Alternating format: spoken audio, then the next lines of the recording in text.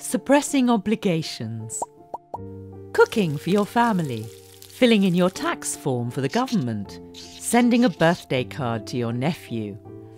These are all obligations. Obligations are things you have to do. Things you have to do for others. And the more obligations you have, the more your mind will be occupied, unable to communicate with the spiritual world. Of course, you could simply ignore all obligations. You have every right to do so.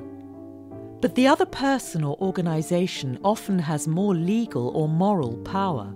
Otherwise, you would not feel forced. And if the obligation lingers on, it eventually can become a threat.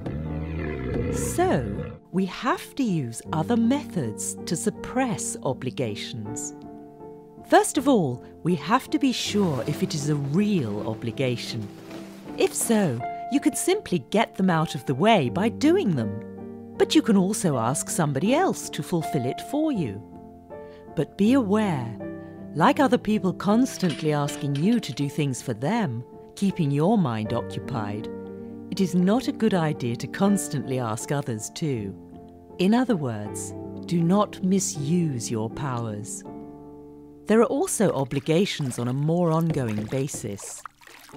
Changing your lifestyle could simplify your life. What cannot be changed is the obligation to the government. Although, the more you grow government, the more its employees invent obligations in order to justify their existence.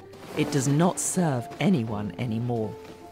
You either fill out the useless forms and fulfill the tasks, or you try to stop the pointless bureaucracy and campaign against their misuse of power. And then, with fewer or no more obligations, your will gradually lower its activity and the composer can take over.